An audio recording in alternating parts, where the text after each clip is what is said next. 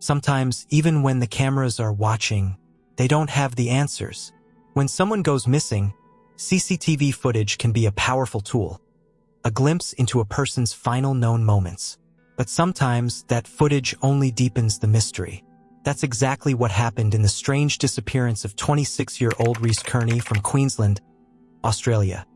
A case that left investigators and his loved ones searching for answers that never came. It was December 15, 2017, a hot summer day in Queensland. Reece had just attended the funeral of one of his closest friends. Those who knew him said the loss hit him hard. He was emotional, quiet, and clearly struggling to process what had happened. Later that day, while his mother was out running errands in town, Reece was home alone. But when she returned, something felt off. Her motorbike, the one that was always parked in the driveway, was gone. And so was Reece. At first, she thought maybe he had gone for a short ride to clear his head. But as hours passed and there was no sign of him, no messages, no calls, her concern turned into panic. She reported him missing that evening, and police quickly got involved. Then a breakthrough, or so they thought. CCTV footage surfaced from a roadhouse in Ravenshoe, about 80 miles away. The timestamp matched the day Reece vanished. In the video, Reece can be seen calmly pulling up to a gas pump on the motorbike. He walks inside, pays for fuel, collects his change, and returns to the bike. Nothing seemed unusual. He wasn't agitated, wasn't in a rush. Moments later, he drives off, heading west toward Mount Garnet. That was the last confirmed sighting of Reece Kearney. Despite the clear footage, it led to more questions than answers. Where was he going? Why west? And why didn't he ever come back? Weeks passed with no trace of Reece. Then, nearly 2 months later, on February 8, 2018, his mother's motorbike was found abandoned, just 12 miles from their home, near a Telstra communication tower. But Reece wasn't there. There were no signs of a struggle, no evidence of an accident.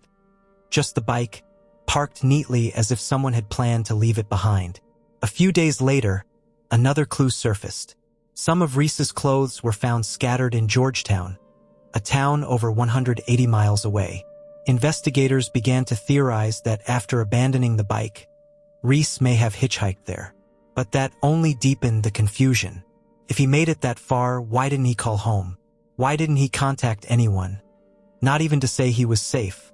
Police began chasing tips, and soon, several witnesses came forward claiming they had seen Reece alive, on CCTV in different towns, seemingly moving across Queensland. These sightings gave his family hope, but without confirmation, hope began to fade. Years have passed, and Reece's whereabouts remain a mystery. Some believe he may have chosen to start a new life somewhere far from home. Others fear something far darker may have happened after that last sighting on camera. What makes this case so haunting is how ordinary everything seemed. A man refueling a bike, a mother waiting for her son, and then silence. If you or anyone you know has information about the disappearance of Reece Kearney, you are urged to contact Crime Stoppers at 1-800-333-000. In the summer of 2022, a woman vanished from the quiet streets of Kingswood, Bristol, leaving behind 5 bags, a worried family, and a mystery that to this day remains unsolved. This is the story of Denise Jarvis, a bright, intelligent woman whose disappearance has largely gone unnoticed, despite the chilling circumstances surrounding it. Denise was 44 years old, smart, thoughtful, and close to her family. She'd earned a degree from the University of the West of England and was looking forward to building a new chapter in her life. But in the months leading up to her disappearance, something was changing. Her mother, Bernadette, noticed it first. Denise had been living with her parents for about 6 months, and during that time, she began showing signs that she wasn't herself. She'd grown quiet, withdrawn, and anxious, behavior that deeply worried her family. They encouraged her to seek help, gently urging her to visit her GP, hoping she could find some support. But that help came too late. On August 3, 2022, a seemingly ordinary day became the start of a haunting mystery. That morning, after an argument with her parents, Denise packed up 5 bags and left her family's home in Kingswood. Her mother later said she thought Denise was heading to Sistun Park, a place she often went to clear her mind. But she never came home. When the evening came and there was still no sign of her, her family's concern turned to fear. They called the police and a search began. Within hours, investigators scoured Sistun Park, and what they found was disturbing. 2 of Denise's bags had been left behind. It was the first and last physical trace of her. Since that day, there's been no activity on her phone, no movement in her bank accounts, and no contact with friends or family. For a woman known to be social, connected, and communicative, this sudden silence was terrifying. Months passed with little progress. Then, in February 2023, police released new CCTV footage, showing Denise just days before she vanished. The footage, captured on July 26th, showed her walking alone, wearing a distinctive gray sleeveless coat. She didn't look distressed, but she didn't look fine either. It was as if she was lost in thought, or carrying something heavy that she wasn't ready to share. Detectives poured through hours of surveillance footage, tracing her movements, looking for any clue that might explain what happened after she walked out of that house. They interviewed over 90 people, searched rivers, forests, lakes, anywhere she might have gone. But there was nothing, no sign of Denise.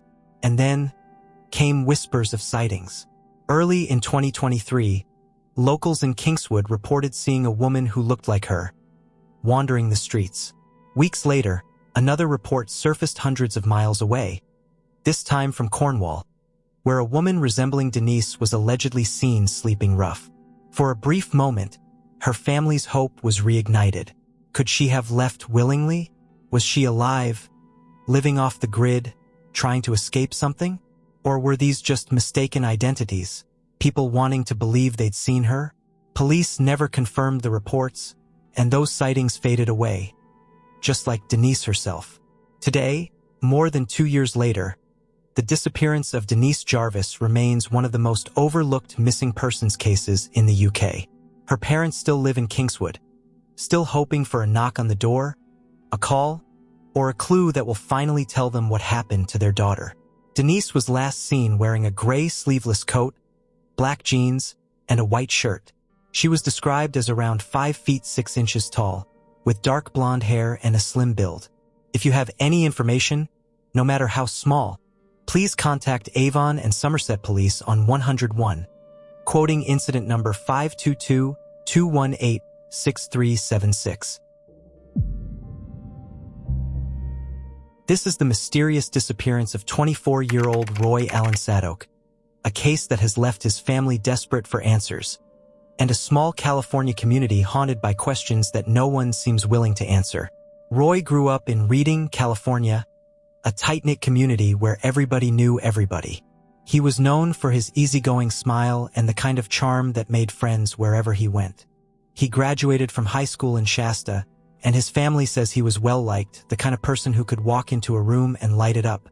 So when he suddenly stopped calling, stopped texting, and disappeared without a trace, it didn't make sense. The date was September 22nd, 2024. Rory was staying at his ex-girlfriend's mother's house on Hiller Road, looking after the place while she was away. That night, something happened. To this day, no one knows exactly what. What we do know is this. After Rory was reported missing, investigators tried to trace his phone. It pinged off a cell tower near Highway 96, close to Willow Creek, miles away from the home where he'd been staying. And then, silence. His phone went dark. No more pings, no messages, no calls. Police believe that Rory may have left the house on foot, voluntarily. But that theory never sat right with his family. Why would he just walk away from his friends, his family, and the town he loved? He had no known plans to leave, no signs of distress, no reason to disappear. Rory's mother, Heather Allen, told reporters that she couldn't think of any reason her son would choose to vanish. He wasn't the type to cut people off, especially not his family. But what made this case even more painful was the lack of action. This is torture. Heather Allen has not seen or heard from her son since September 2024 and has been pushing for answers. I would want him to know that I'm still out here looking for him. His family is still hopeful that we're going to find him. Roy was reportedly house sitting at a house on Hiller Road in McKinleyville the night he vanished. Since then, his girlfriend Carly Perez, who goes by Casey, says she was never contacted by the police for questioning and posted an emotional video on Facebook demanding Arcata police to speak with her. This is my formal public request for the Arcata Police Department to contact me, to interview me, to show me that they are actively investigating because Roy's life still matters. I will not stop. I will not be quiet. And I will not let Roy be forgotten. Do your job. Casey says Arcata police reached out to her to interview after the video had gained attention online. I don't feel like it's because they're actively investigating. I feel like it's damage control because I called them out. I reached out to Arcata police regarding the video and investigation. They told me that Casey was not contacted earlier because she was never mentioned in the initial investigation, and her identity was unknown to them. I won't stop, no matter how hard it is for me, because he deserves more. He deserves more effort. He deserves to have his story told. According to Heather, the Arcata Police Department never organized a formal search. No search dogs. No coordinated ground teams, no explanation, and so Roy's mother took matters into her own hands. She traveled to Humboldt County, determined to find her son herself, vowing not to return home until she had answers. She spent months walking trails, talking to locals and handing out flyers, clinging to the hope that someone, somewhere, knows what happened that night. The few clues that exist only deepen the mystery. Roy's phone stopped pinging after Willow Creek. That could mean the battery died, or that something more sinister happened. Police haven't said whether the house he was staying in was ever searched, or if they found anything inside. They also haven't confirmed whether Roy owned a vehicle, or if he was on foot the entire time. It's almost as if the trail was allowed to go cold before it even began. For Roy's family, the silence from authorities has been devastating. His mother has spoken publicly about her frustration, saying she's never been told why no official search was conducted, even though every hour matters in a missing person case. The family continues to post flyers across Northern California, describing Roy as 24 years old, with brown hair, a friendly smile, and a slim build. They believe someone saw something, maybe on Highway 96 or near Ravenshoe Road, or in one of the small towns between Reading and Willow Creek. As of today, Roy Allen Satoke remains missing. No new leads, no confirmed sightings, and a family still searching for the truth. If you've seen Roy, or if you have any information about his disappearance, no matter how small, you're urged to contact the Arcata Police Department at 707-822-2426. He was young, kind-hearted, and loved by everyone who knew him. But one spring morning, he walked out of his home and simply vanished. This is the baffling case of 21-year-old Jonathan Hang, a disappearance that has left an entire Washington community searching for answers and a family praying for a miracle. Jonathan lived with his family in Arlington, Washington, a quiet, tree-lined suburb surrounded by dense forest and winding back roads.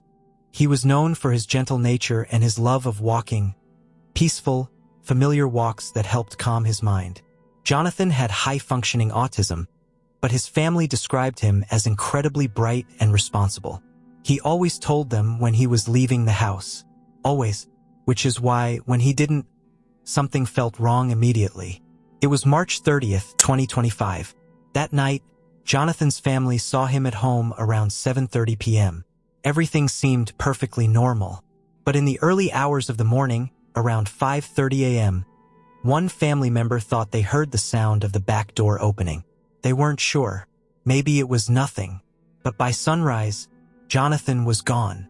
When they checked his room, their hearts sank. He hadn't taken his shoes, his jacket, or even his phone. The only thing missing was his iPad. That gave them a small flicker of hope. Maybe he'd find Wi-Fi somewhere. Maybe he'd message them. But there was one problem. Jonathan's iPad didn't have cellular data, could only connect through Wi-Fi. And after a few days with no sign of him, the family realized the battery must have died long ago. They contacted police immediately, and within hours, a massive search was underway. Officers from Snohomish, Island, and King counties scoured the surrounding woods. More than 150 volunteers joined in, searching through thick forest, muddy terrain, and icy streams. Drones flew overhead. Helicopters circled from above. Search dogs combed through miles of trails. Over 4,000 man-hours were spent looking for Jonathan. And yet, nothing. No footprints. No clothing. No trace at all. It was as if he'd walked into the trees and vanished into thin air. Back at the family home, detectives dug into his computer and cell phone, hoping to find a clue. A message, a plan, something to explain where he was going. But there was nothing. No notes, no maps, no history of a planned trip. Neighbors were asked to review their doorbell cameras and security footage, but no one reported seeing him leave. Days turned into weeks, weeks into months. Still no sign of Jonathan. Then, in June, nearly 3 months later, a flicker of hope appeared. A homeowner reviewing old doorbell footage noticed something. A young man walking along Northeast 114th Lane. The figure looked like Jonathan. Same height, same build, same way of walking. And what made this even more chilling, his family lives on 114th Northeast Drive, just a few streets away. It looked like Jonathan might have been trying to find his way home, but got lost. That video reignited the search. His family begged the public to share the footage as widely as possible, hoping someone might spot him or recognize him. There was still a chance, they said. He might still be out there, wandering, confused, cold, and trying to come home. Hard not knowing where he is, who he's with, if he's okay or not okay, if he's alive. He isn't able to self-advocate, and he is never going to live without assistance. A week ago, home surveillance cameras in Kirkland appeared to show someone who looked and moved like Jonathan. This is the first one where it really looks like Jonathan, and it's a clear visual, and you can hear him going, and that's one of Jonathan's vocal stems. Their suspicions only fueled further after a second video captured the same young man a few homes down the same street, pacing, trying to use a porta potty. His mannerism, his build, the way he moves and walk, resonate so strong with us that we're like beyond belief that we want to drop everything and just run down there and then look for him. Jonathan's family has offered a $100,000 reward for information that leads to his safe return. They've pleaded with anyone in the Arlington area to check security footage, backyards, and outbuildings, anywhere someone might have taken shelter. As of today, Jonathan Hang remains missing. No verified sightings, no confirmed leads, just one family's relentless hope that their son is still alive, somewhere. If you have any information about Jonathan's disappearance, contact the Arlington Police Department at 360-403-4300, because someone, somewhere, may hold the clue that brings him home. The disappearance of Rory Johnson Hatfield. 29-year-old Rory Johnson Hatfield was out enjoying a night in the city of York, a place he knew very well. Rory worked alongside his father, helping run the family restaurant back in Skipton. He was sociable, warm, and he loved visiting York to unwind and celebrate with friends. On November 19, 2015, Rory was in high spirits as he boarded a train to the city. He was heading in to witness the annual Christmas lights switch on, an event that draws thousands of people every year. He had a room booked at the York Central Travelodge on Piccadilly Street, where he planned to stay the night with friends. At some point during the evening, Rory, ever the friendly type, met 2 other hotel guests, and the group began drinking and celebrating together. Around midnight, Rory briefly returned to the hotel, but by 12:15 a.m., he was heading back out, this time with just one other man. They walked to a nearby pub, but Rory left again not long after, at about 12:30 a.m. From that moment on, he was never seen again. Police were able to piece together a rough timeline using CCTV footage. At 12:32, Rory is spotted with his friend walking along Tower Street. Then, at 12:38, another camera shows him alone, crossing Skeldergate Bridge, leaving York City Center. Minutes later, Rory is seen once more near the City Mills Flats on the opposite side of the river. In these last clips, Rory is alone, Some reports suggest he may have been running, but from the footage available, he appears to be walking calmly through the quiet night streets. Now, here's where it gets concerning. To reach the balcony area outside of City Mills Flats, the place where he was last seen, Rory would have needed to climb a 6-foot wall.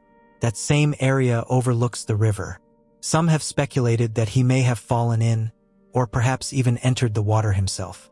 Extensive searches followed, with both canine and human teams involved. But despite every effort, there was no trace of Rory. Because of flooding in November 2015, search operations were paused, resumed, and paused again. The York Rescue Boat Team also scoured the waters, but again, nothing. To this day, no evidence of Rory has been recovered. Not in the rivers and not anywhere else. While the official investigation has long focused on the river, Rory's family continues to believe that he might still be out there. They continue to post regular updates in a dedicated Facebook group. Rory Johnson Hatfield is still missing, and his case remains open with York Police. If you have any information, no matter how small, please contact North Yorkshire Police at 101 using case number 1215-020-7141, or you can text the charity Missing People at 116,000, referencing case number 15009621. The disappearance of Kierra Coles. A bright 26-year-old postal worker from Chicago, Illinois, Kierra Coles, disappears. No dramatic scene, no cry for help, just gone. Her name was Kierra Coles, and on the morning of October 2nd, 2018, she seemingly vanished into thin air. Now, surveillance footage from a neighbor's home showed a woman walking away from Kierra's apartment near 81st and Vernon. Some believed it was her, but here's where it gets strange. Her family says it wasn't Kierra. They're convinced it was actually another postal worker from the neighborhood, someone who looked similar, but wasn't her. At the same time, police discovered something else. That morning, Kierra had called in sick to work. Since then, no messages, no sightings, no answers. Even more disturbing, her car was still in the driveway. Inside, they found her purse, her cell phone, even her lunch, packed and ready like any other day. She hadn't taken a thing. The U.S. Postal Inspection Service quickly got involved, launching a separate investigation and offering a $25,000 reward. Her union added $3,500 more. Still, police say they're not treating the case as suspicious. But Kierra's family? They aren't buying that. Her mother believes something changed in Kierra's life before she disappeared. She'd recently moved out of her childhood home. She was starting fresh, but maybe also feeling overwhelmed. Here's what we know. Kierra is 5 feet 4 inches, around 125 pounds, with black hair and brown eyes. She has a heart tattoo on her right wrist and the words Lucky Libra tattooed on her back. When she went missing, she was last seen wearing her postal uniform. The case is still open and hope is still alive. If you know anything, even the smallest detail, please call the Chicago Police Special Victims Unit at 312-747-8274 or the U.S. Postal Inspection Service at 877-876-2455. You can also submit a completely anonymous tip at cpdtip.com. And Kierra's family, they're still waiting for an answer. Thomas Flood was a quiet, kind-hearted man, just 49 years old, from Dublin, Ireland. He lived in the heart of Dublin 1, surrounded by the familiar streets and sounds of the city he called home. Standing just about 5 feet 2 inches, with a medium build, bright blue eyes, and a bald head, Thomas was well known to his neighbors. A man of simple routines and peaceful moments. Thomas had a special connection to nature. He loved visiting places like Howth and Dollymount Strand, spots where the sea breeze could clear your mind and the coastal paths stretched endlessly under the wide Irish sky. Friends and family say that near the water, Thomas found calm, a place to be still, to reflect. On Sunday, April 16, 2023, nothing seemed out of the ordinary.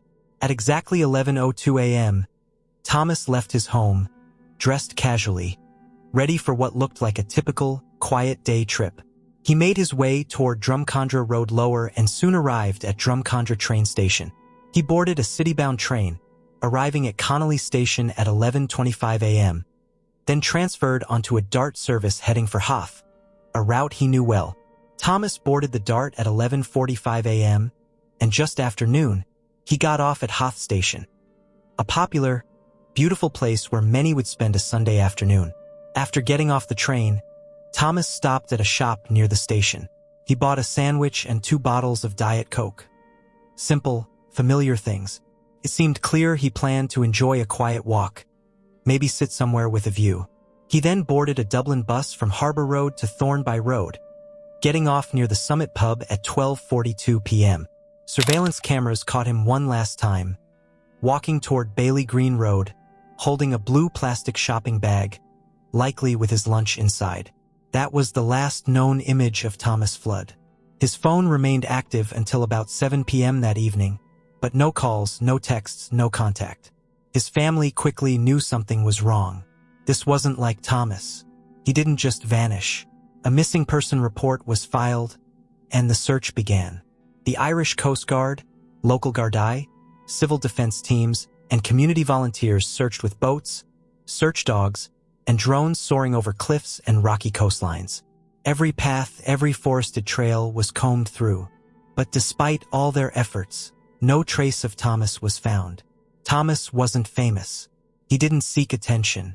But to the people around him, he mattered deeply.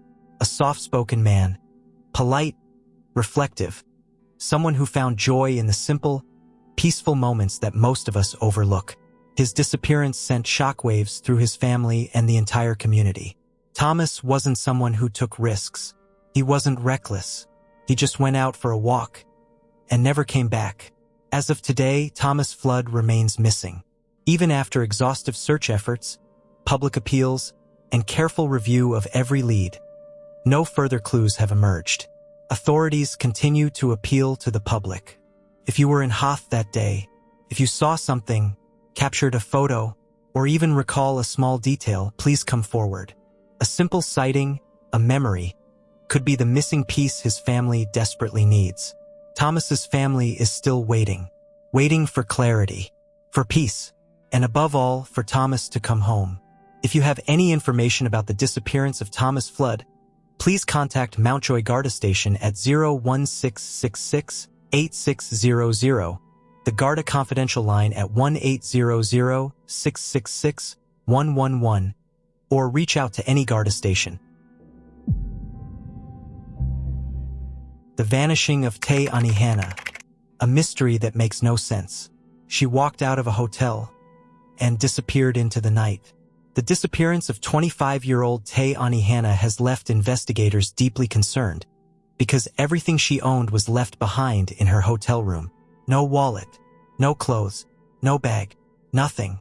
And for Tay, that was completely out of character. Tay had been traveling across New Zealand, tracing her roots and exploring sacred Maori ceremonial forums known as Mary in Northland. It was a personal journey, one meant to bring her closer to her heritage. But on the night she vanished, that journey took a chilling turn. CCTV footage shows Tay inside the Sky City Hotel in Auckland, waiting calmly for an elevator. She steps in, rides down, then walks out toward the stairs leading outside. Moments later, cameras catch her walking down the street. She doesn't appear frightened. She doesn't appear hurried. But according to her family, something in her face looks off. A distant, confused expression. And then, she's gone. No more CCTV sightings. No further leads. Tay simply vanished after stepping out of view. This disappearance made no sense. Tay didn't take anything with her, suggesting she wasn't planning to be gone long. Dozens of people later claimed to have spotted her around the city, but none of those tips led to her. Her mother, Catherine Anderson, rushed from her hometown to Auckland to help with the search. She described Tay as always put together. But that night, her daughter looked disheveled, something that terrified her. Police have publicly stated there's no evidence of foul play, but the lack of CCTV footage in a city blanketed with cameras is deeply unsettling. How does someone just disappear in the middle of Auckland? Without a trace. Flyers now cover the streets. Detectives have made public appeals. T's mother has begged her to reach out, or for anyone who saw something to speak up. But months later, the silence remains deafening. If you have any information about the disappearance of Te Anihana, please contact Auckland Police at 111, quoting case number 2550-822-6281.